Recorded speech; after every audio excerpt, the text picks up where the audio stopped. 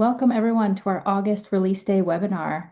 We are super excited. Thank you all for joining all times of the day. Really appreciate it. I'm joined by Andy and Dee for our normal release day webinar. And again, I'm Kristen, Syncro CTO. So we have a lot of really exciting things to cover today. As a reminder, the chat moves really fast. So if you have questions, please use the Q&A module. We'll go through all of the pieces in the presentation, and then Andy, Dee, and myself will answer questions. And we have some product team members here to help us answer questions in the background as well. So please feel free to submit any questions as it's going and use the Q&A module. So first up this month, we're going to cover a lot of things that were released. We have a lot of exciting releases that happened in August, and so excited to share those things with you. First up, we released network monitoring SNMPv3.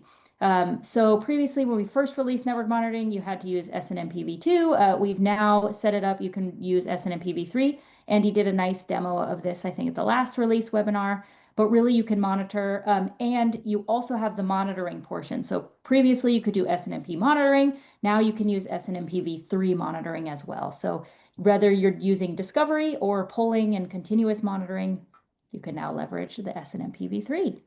The second thing that we've released is we've continued to add to our Microsoft user actions.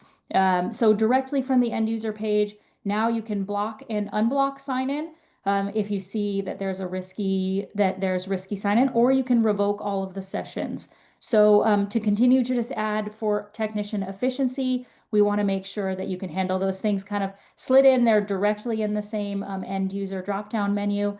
So if you, again, see a risky sign-in or think that a user was compromised, you can now block their sign-in and revoke all of their sessions until you're ready to unblock. And then finally, I know this is Andy made a joke that it was in potential, but we released dark mode for Syncro Mobile. It's a big thing that we know all of you use across, and you should be able to, this will follow your device settings if you want. So if you have dark mode enabled on your device as the default, it will auto set up to dark mode. Otherwise, you can also control that setting directly in the app to make sure that you can manage it yourself if you want just Syncro to be in dark mode. And so you'll see all of the colors are, we have the nice black and gray, and then just some of the highlights for you so you don't have that blinding white in your face when you're using the mobile app. All right, so our ticket timer enhancement project is now in the hands of our North American customers with updates for additional locales currently in the works as well. And thanks to everybody for providing feedback on this one. We made a lot of updates based specifically on your feedback, and that's still ongoing. So that really helped get this one over the finish line. Instead of just talking about this one, I'm going to attempt a live demo here. Never know how it's going to go when I do a live demo, so wish me luck. So the first big change that we did, and this is kind of stupid that we hadn't done this before, but we had a lot of issues with folks wanting us to do this. So basically, I've got a timer running, and now I can enter notes while this timer is running. And on top of that, if I want to enter more things, it doesn't have to be one long perpetual sentence. As you hit the enter key, it'll just expand and allow you to enter in as much as you want within a single timer. Obviously, if this thing's going on for 60 minutes, 90 minutes, you're going to have a lot of notes, and it needs to kind of be coherent when you complete that entry. So if I go ahead and I stop this, you're going to see that it now got added to my my log. And if I view my labor log, the notes will appear exactly as how I entered them, which is much more readable and useful than before. We've also made it very easy to turn on billable and non-billable time. So time that isn't billable, you can't accidentally charge for it.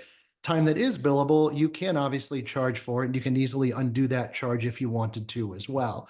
Now, why would I want to do this? Why do I care about billable and unbillable time? Well, there's really two scenarios. The first is if I go on site and I spend 15 minutes resolving a problem for a customer who I'm billing hourly rate to, I want to know that I billed them for an hour, but I only actually spent 15 minutes on site. That's very important for technician utilization. And then the second one is I might have customers I don't bill an hourly rate at all. I might have a $5,000 a month all-you-can-eat contract with them, and they're not consuming hourly rates from us. We're just serving the time, and we're solving their issues, and We're logging that time so we know how profitable we are against that contract. If you're not logging your actual time, customer A has the same bill as customer B, but customer A could be consuming twice as much time as customer B. That's the things you need to know when it comes time for contract renewals and things like that. Speaking of the time notations, we actually made these editable. So now you can easily edit any of your previous entries. And for those folks that everybody's done this, I've done it too, where you have like a runaway timer where you start a timer, you get half the work done, you come back later, you're like, oh my God, this thing's been running for 8 hours or whatever. Now you can easily come in here and adjust the actual time and billable time for times when you have runaway timers. Or, if your billing admin is doing it as part of their approve and post process, it's an easy way for them to do that as well. And then on top of that, we actually made every single field in here editable. So I can go ahead and change my labor rate. I can add or remove context from the notes. I can change the tech who did the work, and I can even switch this to a different starting date and starting time, all from within this window. So quite a lot of functionality that we packed into this. There's still some improvements coming, but this is definitely a vast improvement from what we had previously. So we're getting some pretty high marks on that one. And then next up, we've been adding new quality of life features pretty regularly at a pretty rapid clip these past few months, and this month is no different. I know without a shadow of a doubt, the biggest one on this list is the first bullet, which folks have been asking about for quite a while now. This allows you to use issue types and ticket automations both as a condition, like if the ticket issue type is X, and as an action, allowing you to set the issue type as well. We also made a few miscellaneous updates to the API. The big one here is, of course, adding support for customer tags. I know folks have been wanting to mimic the same segmentation they have in Syncro externally for things like email marketing platforms and CRMs, so that's now possible. Lastly, we have a slew of bug fixes as well, mostly small things that were legit annoyances, like our backgrounding tools that had started opening in the same window versus opening in a new tab and things like that. The full list of these updates is about 3 slides worth of bullets, so be sure to check out our release notes to get a full accounting of everything that we released under this category this month. So I'm going to pass it over to Dee, who's going to talk about what's currently in early access.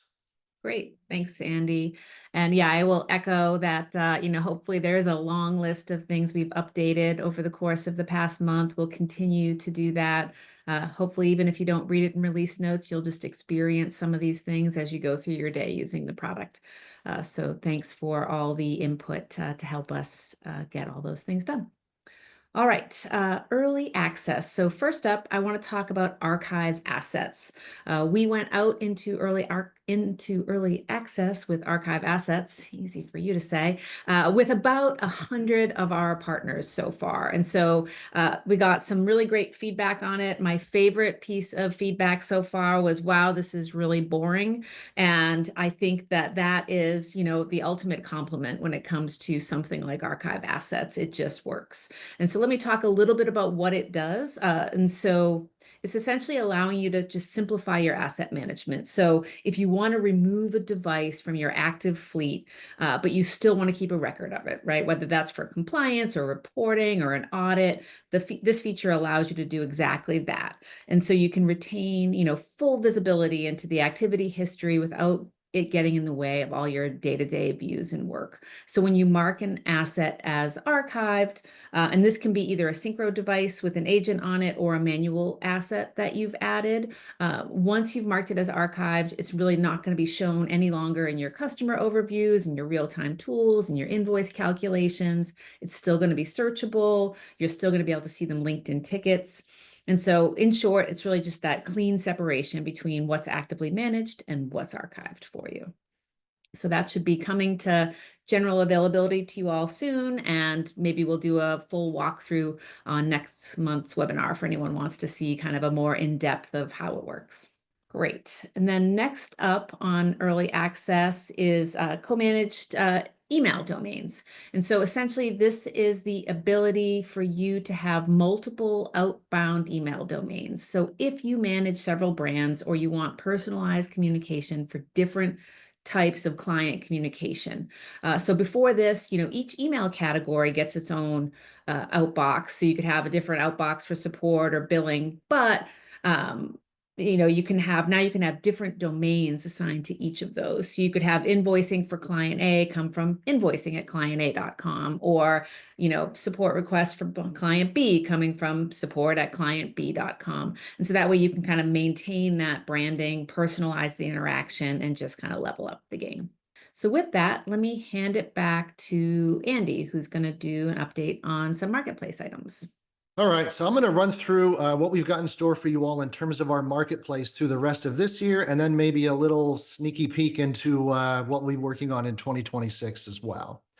So first up, we're launching 2 more vendors into our marketplace for 2024. I talked about it last release webinar. ThreatDown is the first one, and they are an extremely well put together endpoint security package. They have their core AV product, they've got EDR and MDR, and it's super easy to maintain and deploy.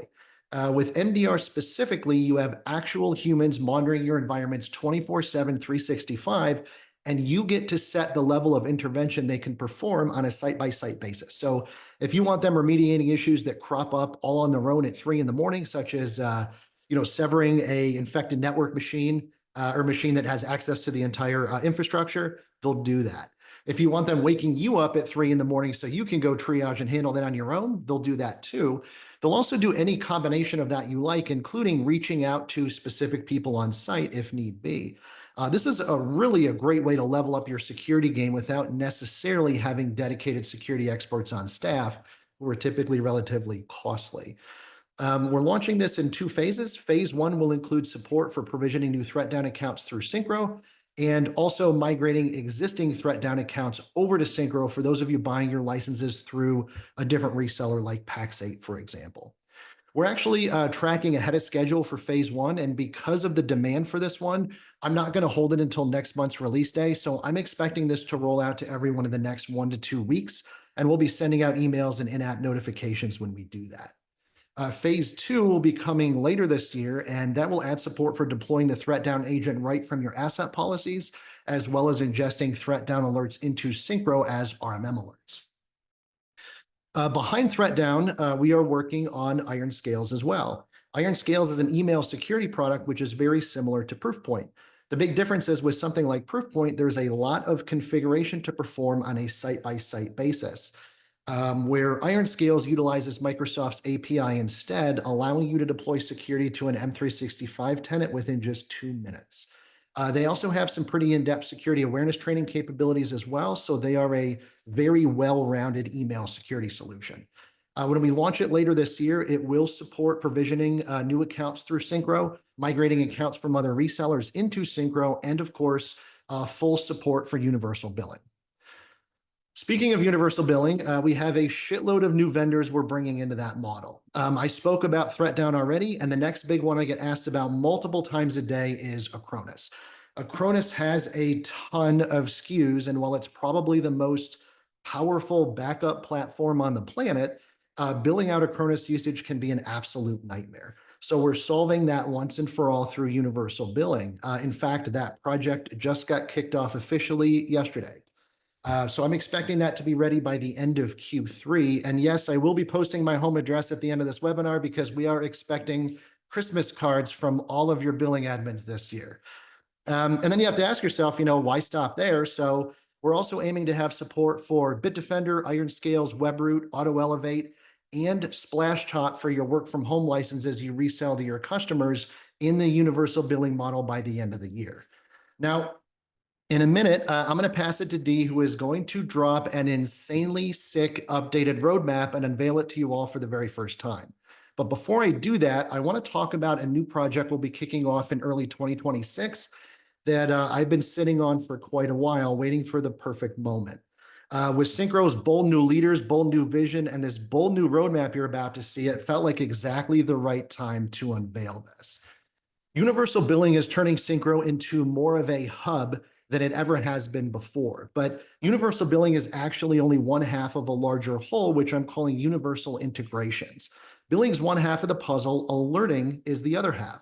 The less you have to do in secondary platforms, the more powerful your primary platform like Syncro becomes. I don't want you all having to check your email to get critical alerts from third-party platforms. I want those living in Syncro with the rest of your business.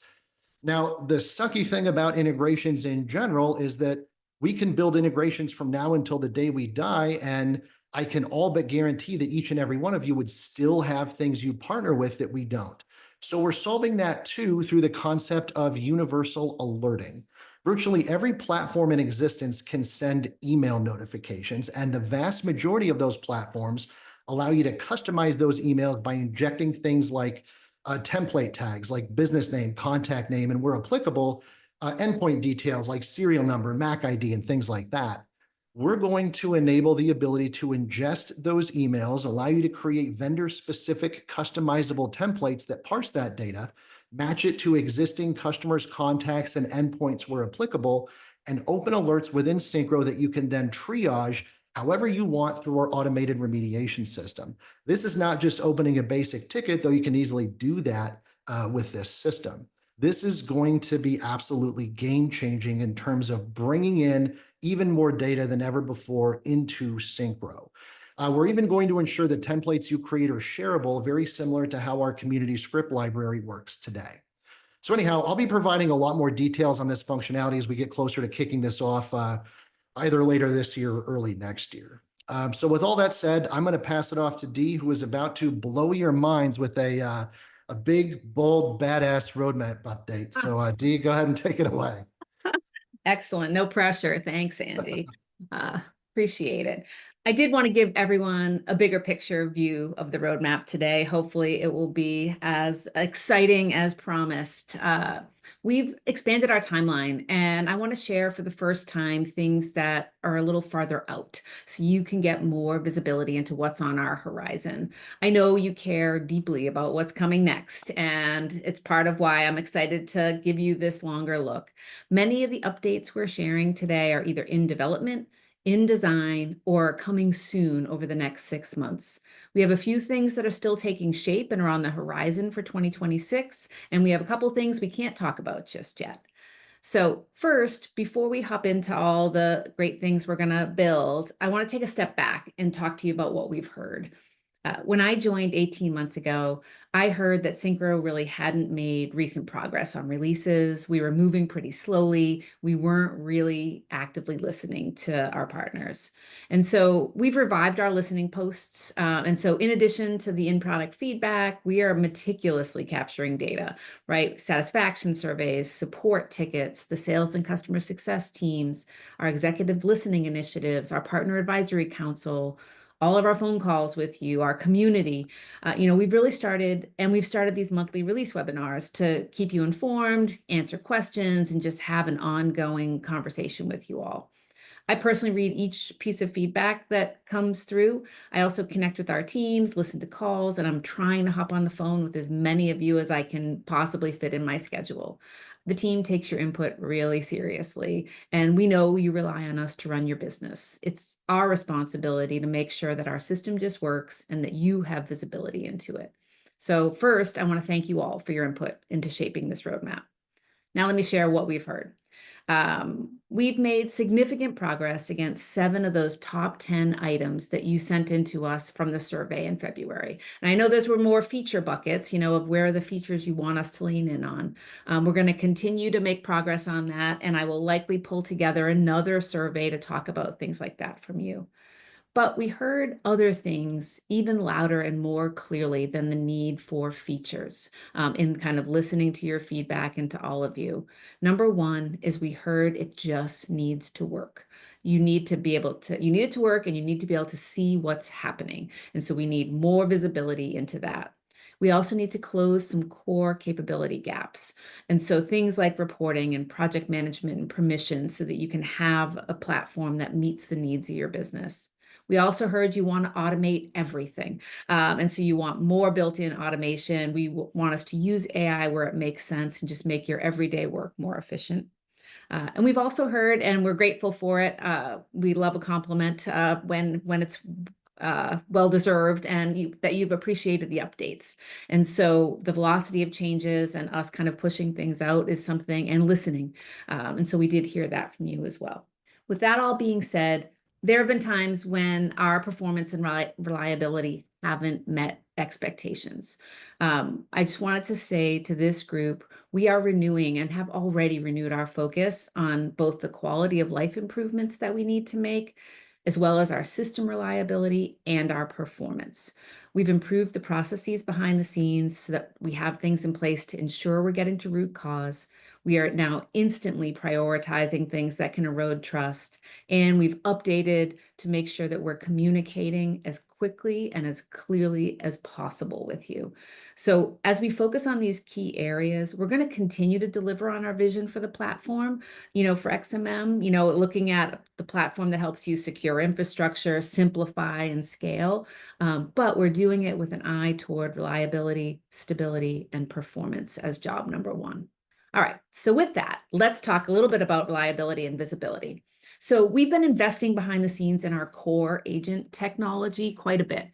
And so even this month, we upgraded and improved performance on our backgrounding tools by about 50%. So you'll see those tools now load. It's like a couple of seconds. Those are loading right up. We're refactoring the current Windows agent. We've been doing pieces of this to increase security, improve reliability, and we're also creating with it a shared architecture that's going to allow us to bring some of those improvements into the Mac agent over time, as well as to add the Linux agent. And so, this is all kind of part of a bigger effort to just make sure everything is secure, performant, and we have this really nice cross-platform ability.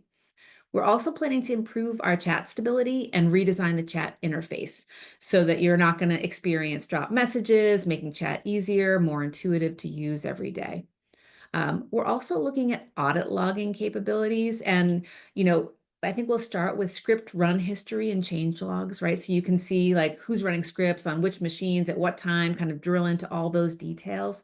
But this level of audit capability, we're going to roll out over the whole platform over time. We're also focused in on a redesigned reporting experience, and this will be supported by an expanded API. And so really want to give you just more powerful tools to analyze your operations, share data with your clients, and integrate. So the reporting enhancements are likely going to roll out as a series of projects. You'll see it right as one project right now on the roadmap because it's a little bit in planning stages. As it comes into design and development, you'll likely see some quick hit improvements followed by some bigger updates to the experience.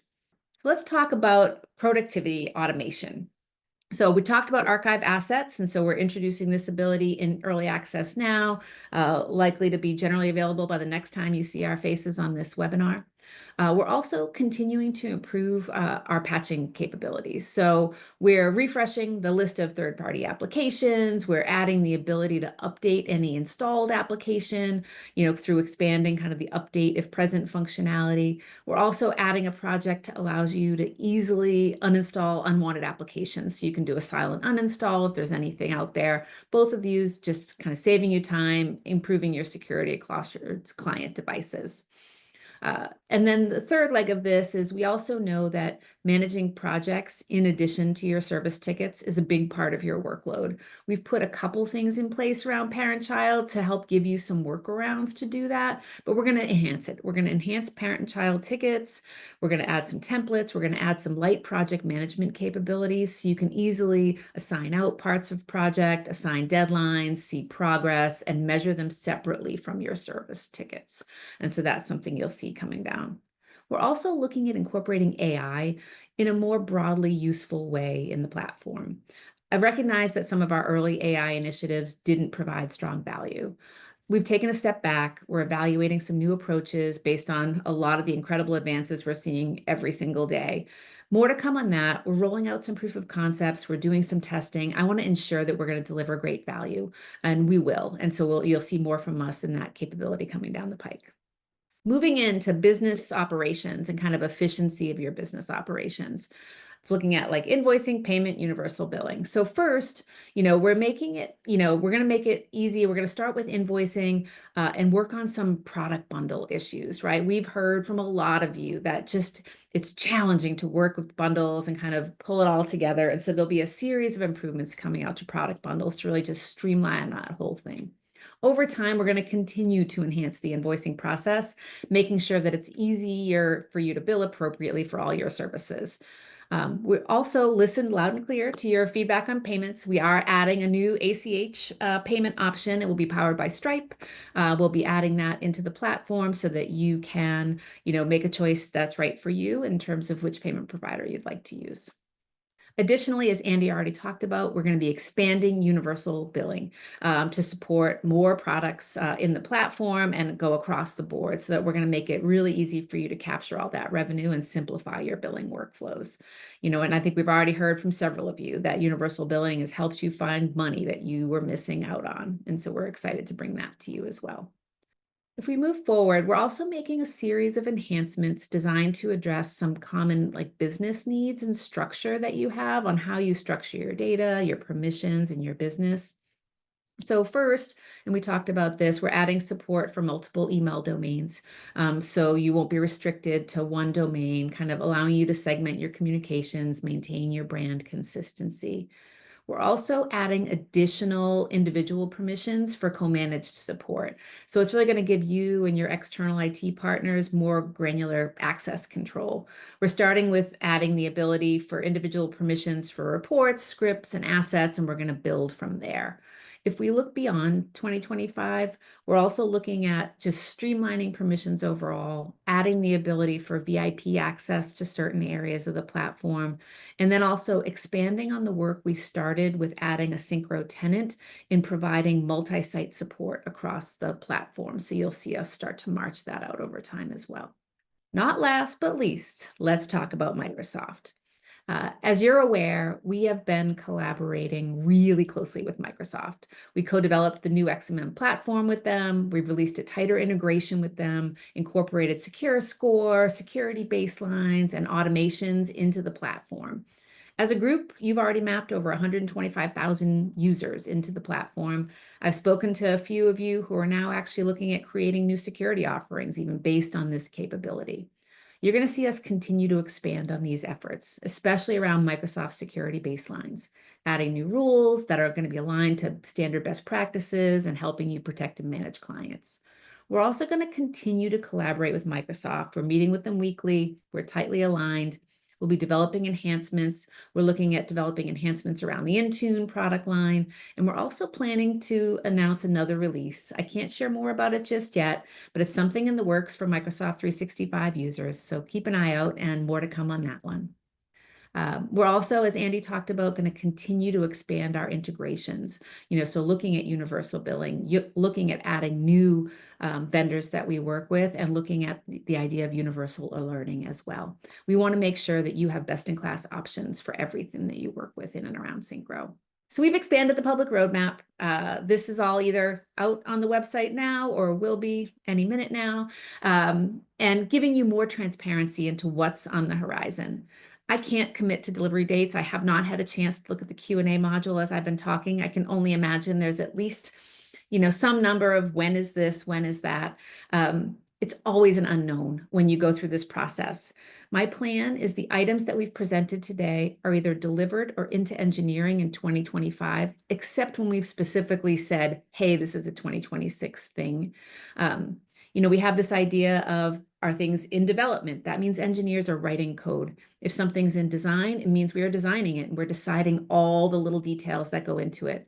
In early planning is when the team is pouring through input, getting on calls, deeply understanding the problem, and trying to come up with how to solve for it. And so we're going to include all three of those phases on the roadmap. And as you might imagine, the things that are in planning are typically farther out than the things that are in engineering. That's not always the case, because there are some quick hits that might fly through the process and some things that take longer. All right, since we've mostly talked about all the items, I want to just kind of page through pretty quickly what you'll see out on the roadmap. Things in development that we've talked about. And then if we go next, we have the things that are in design, which includes our new ACH payment option. And I think I even put Stripe out there on the roadmap. And then things that are in initial planning. So this will hopefully give you all an idea of kind of where things are in this process. And our commitment is to not only deliver these new capabilities, but to make sure we're smoothing out the experience, right? I just want to say thank you. We know it's not always perfect. We're doing our best. We've done a lot behind the scenes to really shore up what we're working on, deliver the things that you want to see us deliver on around quality of life, around reliability, around transparency. I hope that you see this roadmap reflects what you've shared with us. We're going to continue to listen, whether it's in product or the support or the community. And I'm also planning another longer form survey that I will share out with you all. And I would deeply appreciate if you would fill that out. And with that, I think we have one more quick slide before we head into the Q&A part of the program. So the community, first, feel free to come after this call, continue the conversation. We have been hosting power hours. I think our third one will be coming up a week from Friday, and on the 22nd. And Daniel Hedges is going to be doing automation tips and tricks to really help you figure out what things you can automate, how to do it. The last power hour was with Jasper, one of our partners from ROI Technology, and he went through his best practices for structuring policies and automating device data collection. He posted some new scripts in the script library. There's a great community post on this if you want to see it. It has the recording, it has links to the scripts, there's some conversation around it. So we're trying to get some more education out there to all of you as well around best practices and give you insight into how others are using the platform. So feel free to hop out in community with us after, especially if we can't get to all your questions here. With that, let's hop into Q&A. All right, I have a number queued up on archive assets, so I'm going to try to take a bunch of those. One of the first one is archive assets available in core? And the answer is yes, archive assets is going to be available for everyone. Another one is, when am I going to get it? We should get it by the next release. So when we're here, it's in early access. Now we're getting great feedback. And so we expect it to be released to everyone at our next release webinar. Obviously, if we get a ton of feedback and there's some things, we'll take that into consideration. That might change some things a bit, but that's the plan. Another question, how do we see the archive assets? Can we only search for them? No, we have a new page on the assets in RMM view where you can view your archive assets directly. You also can view them in the asset audit and the asset audit activity audit report. So you can filter for those specifically in that as well. One question is, can we keep the Syncro agent on when we're using asset archiving? I think being able to toggle that option would be worthwhile. John, I think this is great feedback and something that we will definitely take into consideration. With the initial release, archiving auto uninstalls the agent, but we love to hear the feedback, and it's something that we've heard from a couple of people. So we'll definitely be taking that into consideration going forward. Oh, and then there was one question around, something around permissions. I can't find it directly here, but around being able to control permissions. I want them to only be visible to certain people. Yes, viewing archive assets is its own its own permission, so you can put it in a specific security group, and actually re-enabling archive assets is a separate permission. So if you wanted someone to be able to only view the assets but not actually re-enable them, you can do that. You can do that as well as completely separate security groups. I'm going to take a couple random questions all over the place here. One was about the Stripe ACH, asking would you have to use WorldPay for credit cards? Just to be clear, we do support Stripe for credit cards today. We just don't do Stripe for ACH. We're going to be overhauling both of those, so you can just run Stripe for credit cards, Stripe for ACH if you want to. And I know a lot of you want to, because that question's come up on every release webinar since the beginning of time. So I know a lot of folks are excited for that one. Mike's asking, can warranty tracking be used with non-Syncro assets? As of today, no. If the feedback is strong enough, it's something we can add. I assume you're talking about for non-Syncro devices like printers and routers or anything you've added as a custom asset in Syncro. So folks can sound off if you're interested in that. We haven't had a lot of feedback around that, but we could consider doing it if you guys would find value in that. David's asking, do we have to purchase Bitdefender licenses through Syncro for the universal billing to work, or can we integrate with our current Bitdefender Gravity Zone?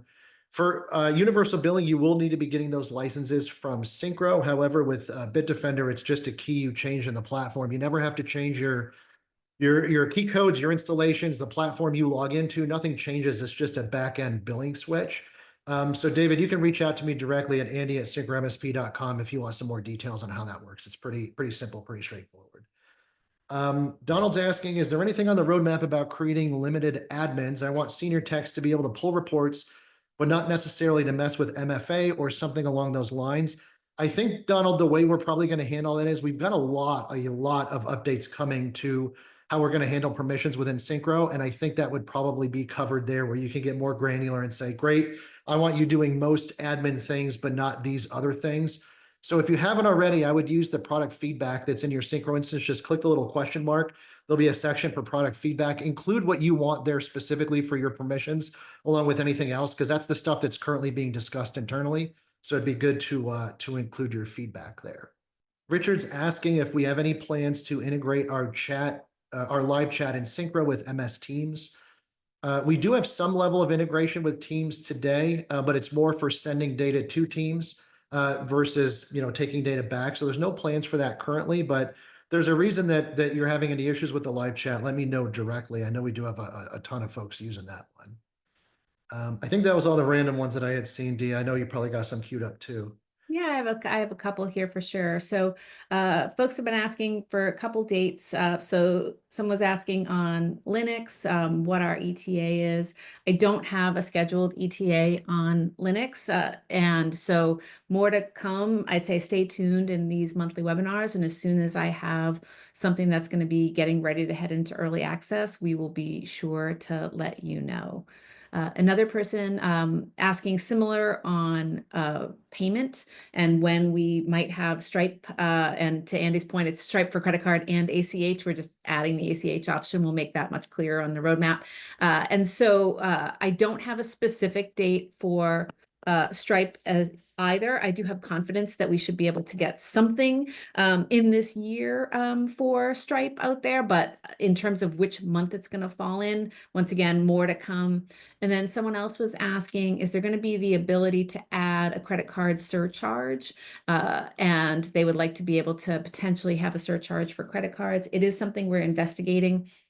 And the thing that we're looking into right now is that there are a lot of rules based on where you're doing business, what are the laws, rules, and requirements around doing that, and we just want to make sure that if we do something there, that we're doing something that doesn't cause any problems for anyone. So more to come on that over time.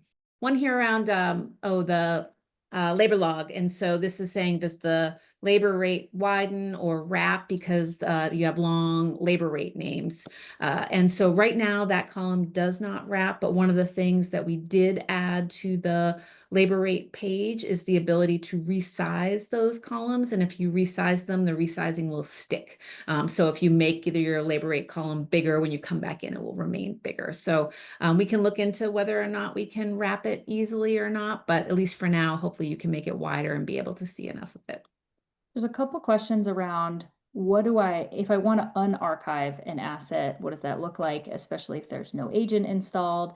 And so, yes, you can reactivate an archived device. It will not automatically reinstall the agent, but if you do reinstall the agent, it does auto merge it. So you could do it directly in the UI. It brings it back into your list, and then when you install the agent, it will auto merge the two assets within Syncro. Folks are asking, can we do a trial on the team plan while on the core plan for testing? You can. So I think, I forget, is it once every 6 months, Dee? But you guys can spin up a free 2-week trial of team. And then you'll just automatically revert back to core if you decide not to convert to that. So you can do that. It's in your admin settings under, I believe it's account settings. And then there's I think it's under upgrade plan, right, Dee? That's right. That's right. Or you can just search in the doc center of upgrade or test it, and the doc center will point you right at it, but it should be right in your account page. There's an upgrade button. Oh, I have another question here on ticket timer. Someone from Canada saying they want an ETA. So for outside of US and US time zones, when we would release the ticket timer updates. I will say we've been like like on a day-to-day basis with these, right? But we want to make sure we're getting them through a full regression pass before we get them out. And I want a regression pass that's like incident free. And so, we've run into a little bit of some issues along the way. So hopefully not long, but it's going to be as long as it takes for us to make it through a testing pass that we feel good about. So I'm hoping it's days, not weeks, but I can't promise that. Rachel asked, are we able to sync a single 365 tenant with multiple clients in Syncro, kind of like a child-parent relationship? Yes, you could do that today. So when you connect we have a new object in Syncro called the Syncro tenant. That is what you connect to your 365 tenant. And then under that Syncro tenant, you can have any number of organizations within Syncro, and you can set up your Entra ID sync for the users and any of the detail to split the users, either whether it's by department or location or email domain, depending on how your 365 tenant is set up, to bring those users into the proper Syncro organization.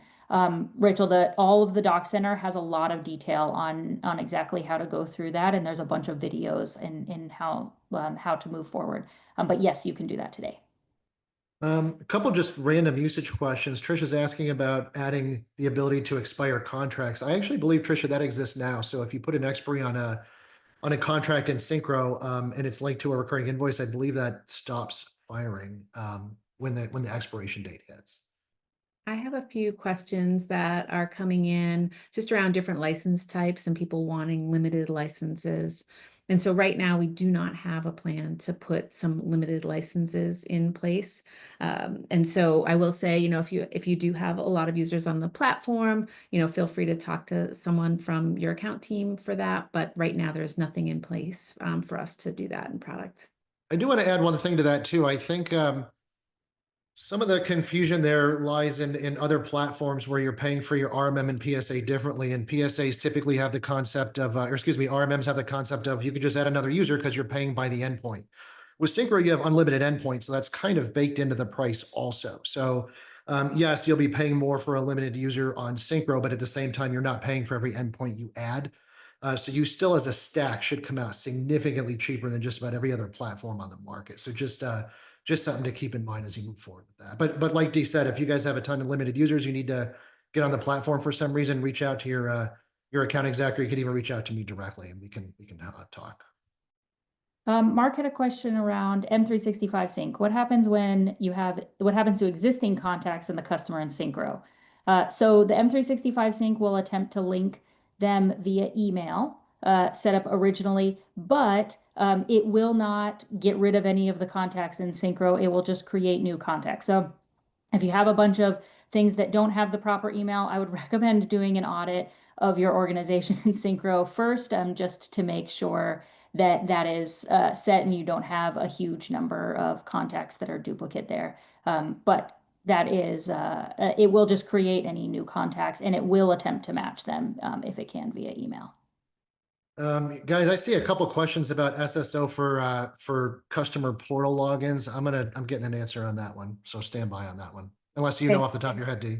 I have some, it's on our list of something that we're thinking, and we have a couple of ways that we want to think through with customer portal, with login, whether it's SSO or passkeys or specific like magic link sign in. It's something that's been on our list. So it's not on the short list, like it's not on the immediate term, but we've been hearing that from people. So something important on our mind. Timothy's asking if there's any improvements for merging tickets. Specifically, they want to merge more than 2 tickets at a time. Totally get this one. I'm going to assume the use case is like the internet's down and 15 people from the site all email you at the same time and you want to merge those all together. I just have to ask the product folks in the background, and basically that big list of quality of life updates that we're constantly rolling out every month. This is in fact on that list. I don't know where the priority is, but that comes up enough where I'd expect that one to bubble to the top sooner rather than later.